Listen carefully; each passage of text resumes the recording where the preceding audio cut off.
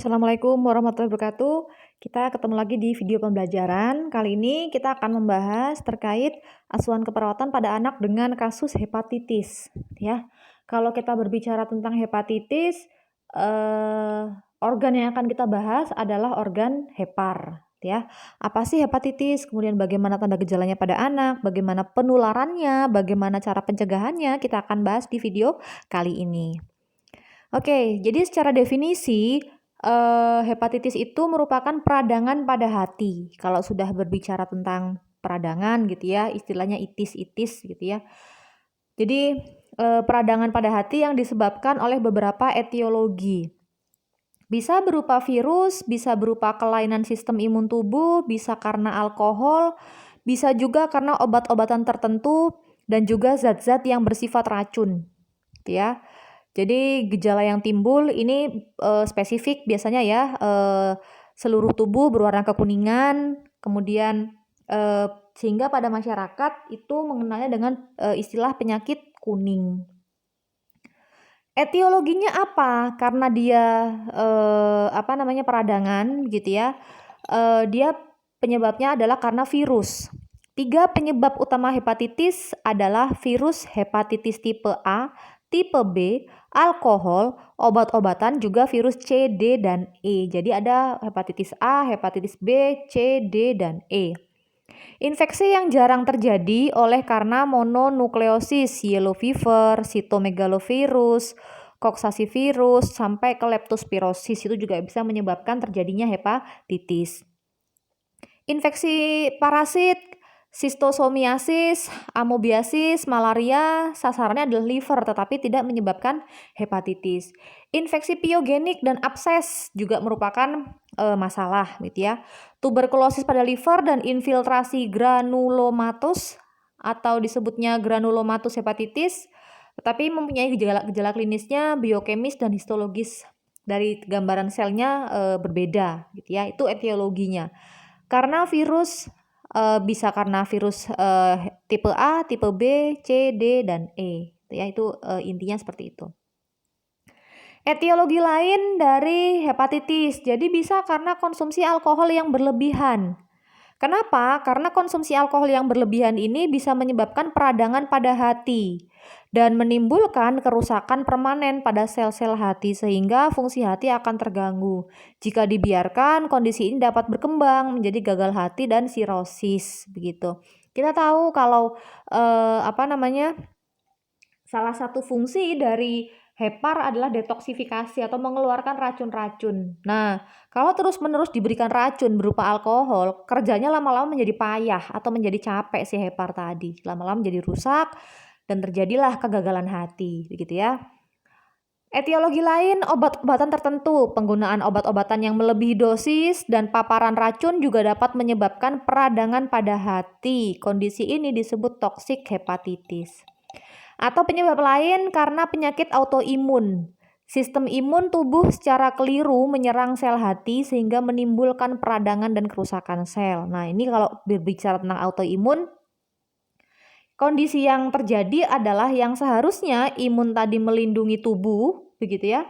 Nah, ini justru malah menyerang ke tubuh sendiri. Jadi keliru kerjanya. Itu namanya penyakit autoimun. Faktor risiko, siapa saja sih orang-orang yang berisiko terkena hepatitis? Jadi yang pertama adalah kurang menjaga kebersihan, seperti tidak mencuci tangan sebelum makan. Kembali lagi ke pola hidup bersih dan perilaku hidup bersih dan sehat, begitu ya. Jadi cuci tangan itu nomor 1, terlebih saat ini, gitu ya. Itu sudah sangat harus menjadi kebiasaan kita, harus kita beradaptasi dengan kebiasaan-kebiasaan hidup bersih dan sehat.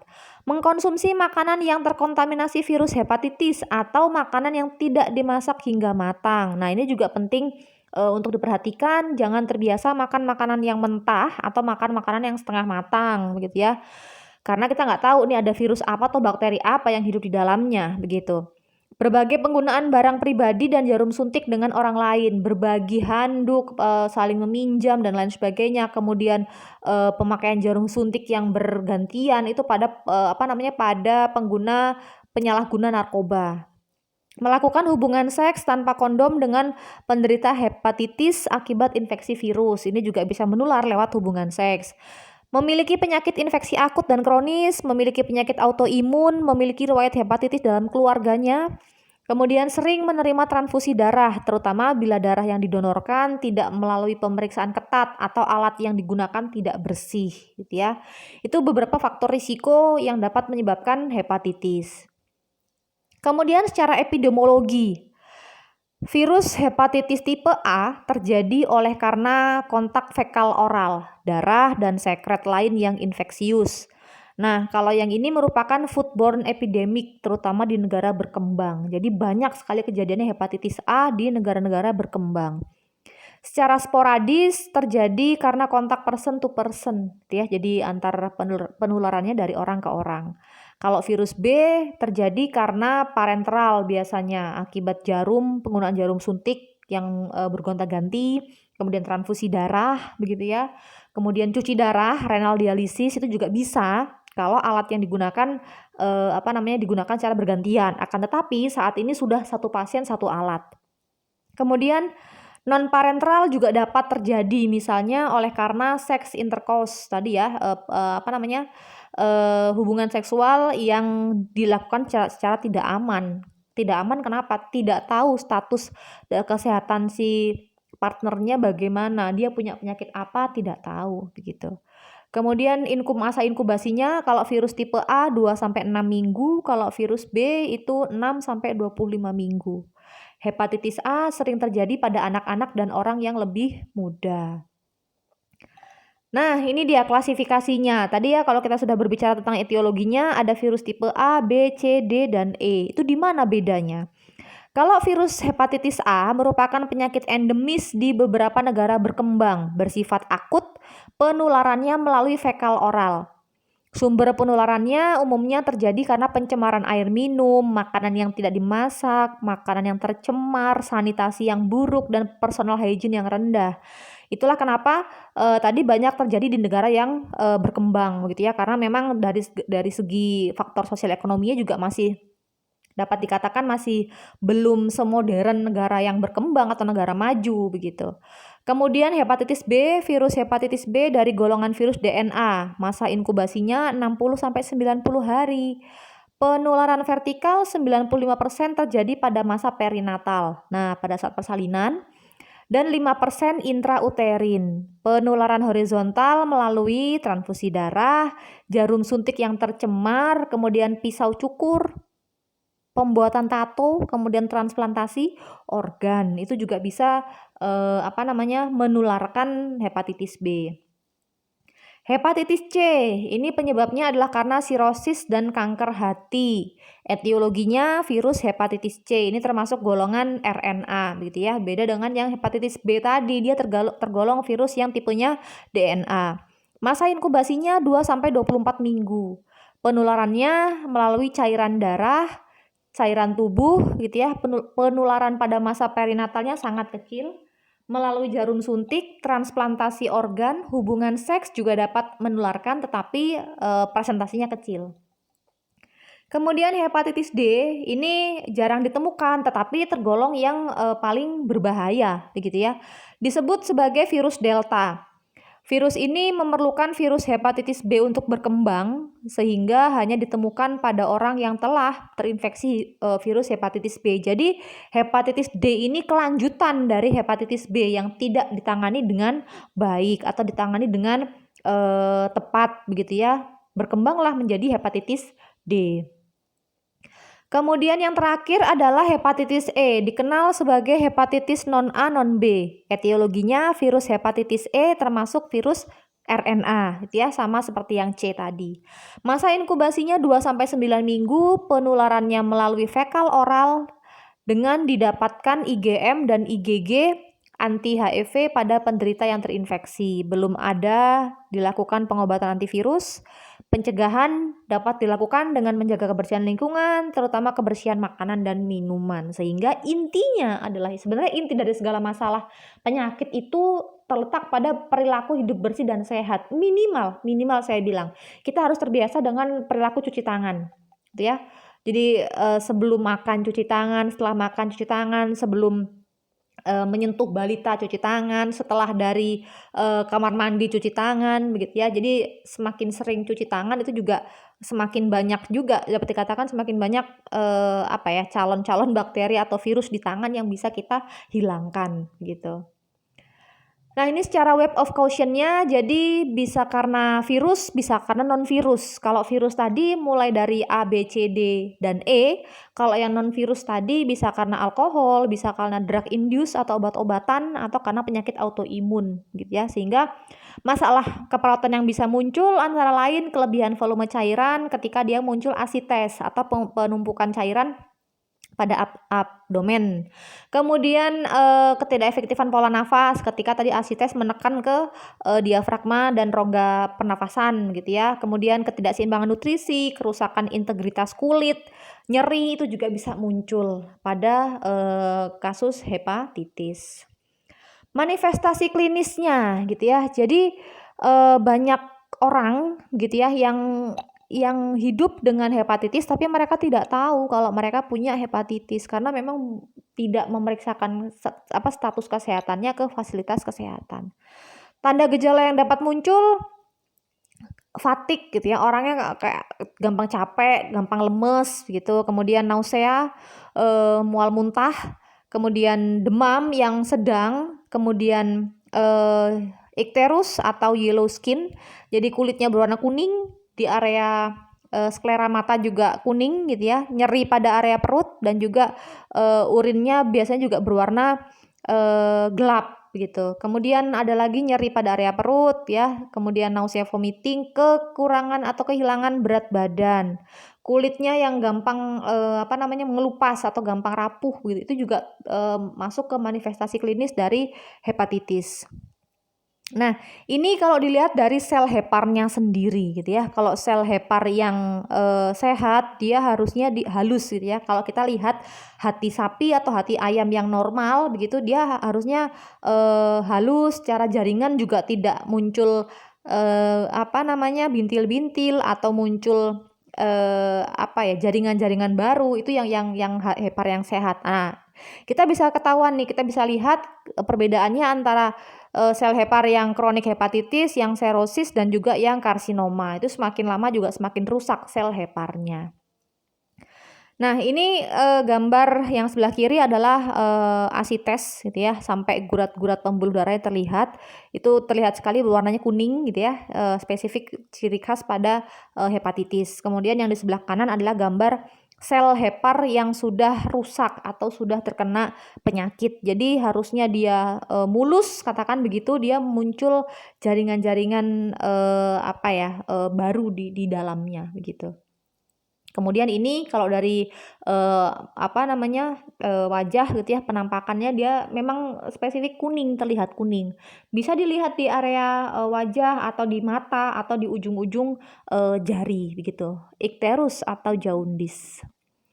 Uji diagnostiknya pertama tes fungsi hepar. Jadi ada yang namanya SGOT, SGPT. Memang secara normal kedua enzim tersebut ada di dalam hepar. Namun kalau dia heparnya sedang katakan dia sedang rusak atau sedang ada penyakit, kadar dari SGOT, SGPT ini akan meningkat gitu ya.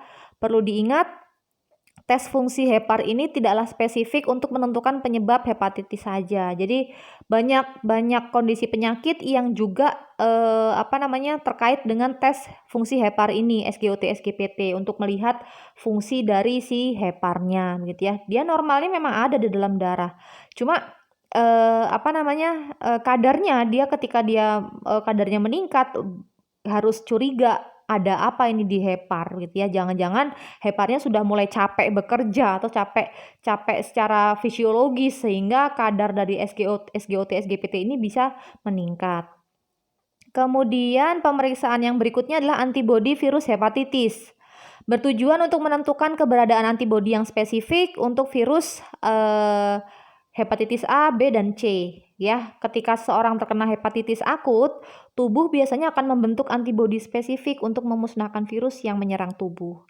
Kemudian tes protein dan materi genetik virus itu pada orang dengan hepatitis kronis antibodi dan sistem imun tidak dapat memusnahkan virus sehingga virus akan terus berkembang dan lepas dari sel hati ke dalam darah. Kemudian USG perut, USG abdomen gitu ya, dengan menggunakan bantuan gelombang suara, USG perut dapat mendeteksi kelainan pada hepar, adanya kerusakan, pembesaran maupun tumor pada hepar. Selain itu, USG perut juga dapat mendeteksi adanya cairan dalam rongga perut sehingga akan ketahuan nih apakah terjadi asites ataukah tidak begitu. Kemudian kelainan pada kantung empedu juga bisa dilihat dari USG perut. Kemudian pemeriksaan diagnostik yang terakhir adalah biopsi hepar. Dalam prosedurnya, sampel jaringan hepar akan diambil, kemudian diamati di bawah mikroskop. Nah, dari situ akan kelihatan penyebab kerusakan pada hepar tadi. Apakah karena memang obat-obatan, ataukah karena virus, ataukah karena adanya keganasan karsinoma, itu bisa terlihat dari pemeriksaan biopsi, ya. Kemudian penata laksanaannya disesuaikan dengan jenis hepatitisnya, tingkat keparahan, serta kondisi pasien. Hepatitis akibat infeksi virus bisa sembuh dengan sendirinya jika pasien memiliki sistem kekebalan tubuh yang baik. Jadi sistem imunnya harus baik, begitu ya. Pengobatan hepatitis akibat infeksi virus bertujuan untuk mengatasi infeksi, meredakan gejala, dan mencegah terjadinya komplikasi. Jadi supaya tidak berlanjut ke penyakit yang lebih serius. Pemberian obat-obatannya mulai dari obat-obatan interferon, begitu ya. Meskipun beberapa jenis hepatitis virus ini bisa sembuh dengan sendirinya, pemberian obat-obatan perlu dilakukan ketika jumlah virusnya cukup banyak. Begitu ya. Tujuan pemberian obat interferon ini adalah untuk menghentikan penyebaran virus dan mencegah kekambuhan. Begitu. Itu biasanya diberikan per infus gitu ya, setiap minggu selama 1 tahun. Jadi untuk perang sama si virusnya. Kemudian pemberian obat imunosupresan. Loh, kenapa kok diberikan obat menekan sistem imun begitu ya. Ini diberikan pada penyakit hepatitis yang disebabkan karena penyakit autoimun atau imunnya yang kerjanya terlalu berlebihan sehingga perlu ditekan begitu ya. Golongan-golongan obatnya yang bisa diberikan kortikosteroid, prednison, kemudian budesonide, kemudian obat-obatan azathioprine, kemudian obat-obatan imunosupresan yang lain. Tujuannya untuk menekan aktivitas sel imun tubuh begitu. Kemudian pengobatan antivirus pada beberapa kondisi, contohnya hepatitis B, C gitu ya, bisa juga diberikan obat antivirus. Tujuannya menghambat pertumbuhan dan perkembangan virus dengan mekanisme yang berbeda-beda sesuai dengan kerja obat dari masing-masing begitu. Kemudian yang terakhir, penata laksanaannya adalah transplantasi hepar.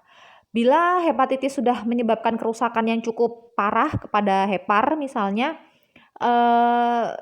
dokter mungkin akan merekomendasikan transplantasi, akan tetapi memang tidak mudah begitu ya, karena untuk mencari donornya pun juga harus yang benar-benar cocok dengan resipien, kemudian biaya yang harus dikeluarkan juga cukup banyak ketimbang terapi-terapi yang lain, karena memang prosedurnya juga cukup rumit untuk transplantasi hepar ini, uji kecocokan, belum lagi nanti tindakan operasinya dan lain sebagainya. Itu yang beberapa penata laksanaan pada penyakit hepatitis. Prognosisnya atau kemungkinan sembuhnya bagaimana? Jadi hepatitis bisa sembuh spontan pada sebagian besar kasus selama 6 sampai 12 minggu. Hepatitis B prognosisnya bisa lebih jelek ketimbang hepatitis A, ya. Khususnya pada orang-orang tua, mortalitasnya sebesar 10-15%. Jadi mungkin karena sudah fungsinya sudah juga menurun gitu ya, sistem imunnya juga menurun, jadi angka mortalitasnya bisa cukup signifikan 10-15%. Pencegahannya bagaimana? Jadi yang pertama adalah pemberian vaksinasi. Nah, vaksinasi ini bisa dimulai dari usia anak begitu. Jadi pada bayi vaksin hepatitis ini diberikan minimal 4 kali, yaitu pada saat 12 jam setelah bayi lahir gitu ya.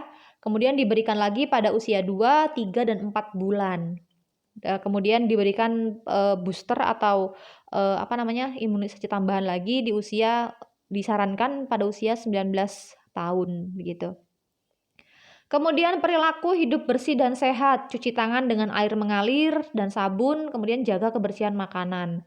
Pastikan memakan makanan yang matang. Kemudian ini juga untuk penanggulangannya bagaimana? Cukup istirahat, kemudian penggunaan air bersih, cuci tangan, penggunaan jamban yang sehat. Intinya adalah personal hygiene atau perilaku hidup bersih dan sehat ya. Tidak tidak menjamah makanan dengan langsung dengan tangannya, jadi kemudian tidak menggunakan peralatan makan secara berganti-gantian, kemudian semua peralatan yang digunakan dicuci dengan menggunakan sabun dan air mengalir. Jadi tadi ya istirahat, kemudian ya penerapan perilaku hidup bersih dan sehat itu yang harus benar-benar diterapkan atau diaplikasikan pada penata laksanaan atau pencegahan penyakit hepatitis ini. Kemudian diagnosa keperawatan yang bisa muncul antara lain ketidakefektifan pola nafas, hipervolemi, nutrisi kurang dari kebutuhan tubuh, kerusakan integritas kulit, nyeri akut, hipertermi dan lain sebagainya ya sesuai dengan tanda gejala dan respon yang muncul pada pasien. Mungkin itu yang dapat saya sampaikan terkait asuhan keperawatan anak dengan hepatitis. Ya, semoga informasi yang telah saya share ini bermanfaat. Kita sampai ketemu lagi di video pembelajaran yang berikutnya. Saya akhiri, Assalamualaikum warahmatullahi wabarakatuh.